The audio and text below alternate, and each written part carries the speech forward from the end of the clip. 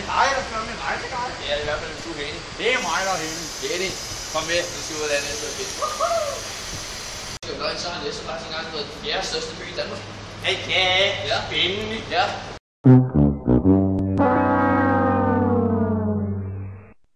Hvad var du? Kom nu. Ja, så slags. Kom her. Og jeg har. Ja, det er spændende, hvornår alle de andre kommer. Prøv at se, om vi kan se dem. Hvad var så grunden til, at du valgte Næstved? Undskyld. Grunden til, at du valgte Næstved?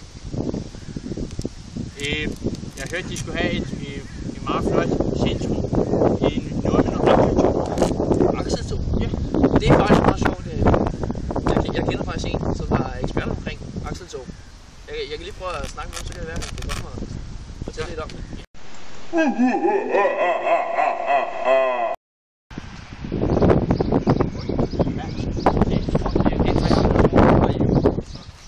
Det var vist den, der kom ud på Fladså af. Det var noget med, at han blev sur på nogle kirkeklokker her i Næstved. Så det blev skilsæk op, fyldt med sand, og så vandrede han ellers herind mod Næstved. Det skete desværre det, der gik hul på hans sæk. Og han klæbte en ordentlig sandbunke. Han lavede en sandbunke hele vejen på Fladså, og så ind mod Næstved. Men så opdagede han simpelthen, altså hør du efter! Ja, så opdagede han altså, at der gik hul på hans sæk. Det fandt han ud af, at han var nået hertil. Og så blev han så arg og sur og vred udefra. Han altså smadrede sækken ned i jorden. Og gjorde det sker på Munkebakken. Det vil sige. Oh my fucking god!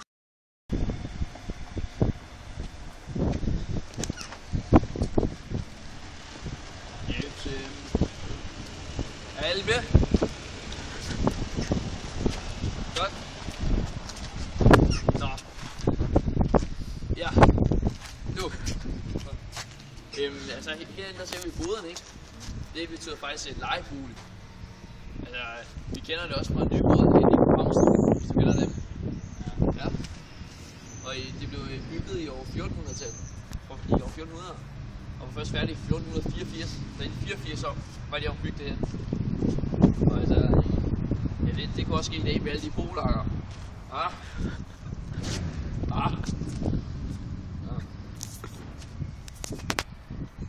Det glæder mig. Ja, er det med? Ja. Ja, det vil så sige her, det er Sankt Peders Kirke, som blev bygget i 1300-tallet, og en af næste to bygninger. Det andet, det er Sankt Mortens Kirke. Ja. Jamen, jeg har også godt hørt de her kirker. Det skulle være noget med, der var noget meget specielt ved det. Noget med meget mere mønster og sådan noget. Ja, det er sikkert. Ja, det. Okay. Jeg kan se, at kirken er lukket i dag. Vil det sige, at vi ikke kan komme ind på grund af handlinger på kapellet? Det er faktisk bare.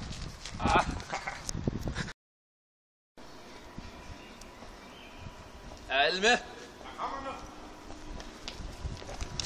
Vi træder nu ind på Akseltoget, og vi har til formål at møde vores kære ven, Brian.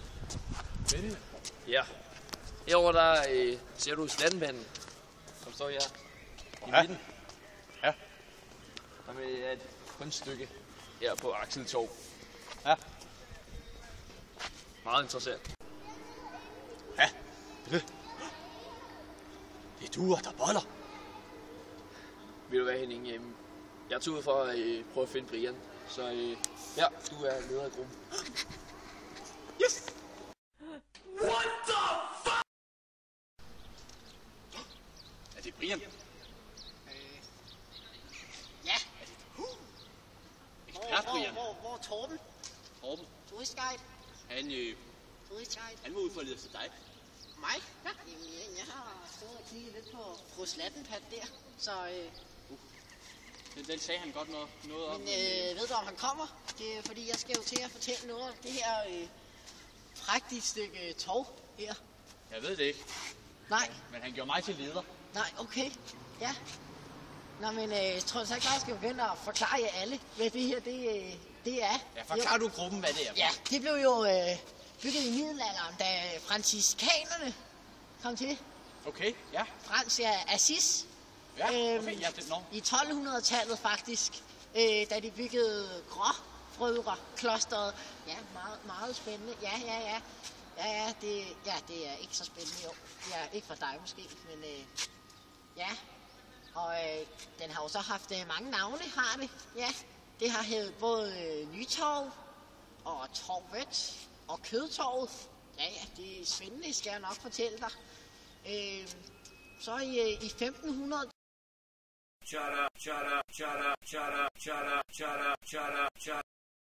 I 1500-tallet, som jeg var ved at forklare, der nedlagde borgerne her, og bønderne også, ja, såvel, ja, de nedlagde protest imod klostret, og det resulterede i, at året efter, det var så i 1500-tallet som sagt, at det blev revet ned, som sagt. Så fik de navnet Akseltorvet, og det gjorde det efter de aksler på hjul, som bønderne kørte på herinde. Ja. Så skal du høre nu her i 1900-tallet, der skete der det, at det her det blev faktisk en parkeringsplads. Og der, hvor du kigger derovre, der lå der en benzintank. Det kan man jo ikke forestille sig nu, det kan man ikke, nej, men det er sådan var det. Og jeg har faktisk nu skal du se her, egentlig har jeg et lille sjovt billede her i min taske, hvis du har lyst til at kigge. Ja. Her. Hvornår må jeg kigge? Du kigger bare nu her. Vi kan se her. Ja, der kan man se. Og der kan man se det. Er det ikke spændende? Jo. Du kan se her, der mødtes de herinde på Akseltorvet. Det er nogle arkeologiske fund, der hentyder alt det her. Det er faktisk ikke rigtige billeder, skal jeg fortælle dig. Nå, det er så. Det er science fiction, skal jeg fortælle dig. Nå. Ja. Det er spændende. Spændende. Se, der kan man se nogle af akslerne der. På de hjul der. Så der er ikke noget natur. Jeg skal til noget arkeologmesse herinde i København. Så jeg tror, jeg smutter. Ja. Men det var så lidt. Jeg kan mærke, at du har lært noget. Så, det er næsten spændende. Desværre det er ikke natur.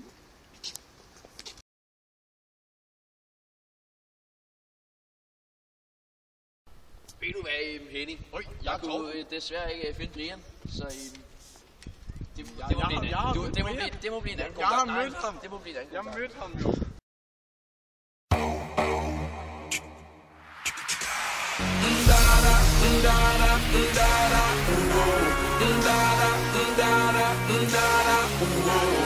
Baby girl, I want you to keep putting on the show. Let's go.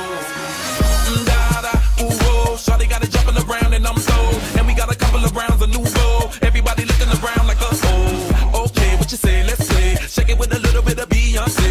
Turn around and give it to me, shawty get paid. Do it for them girls that be jealous anyway. On stage, I wanna be a man.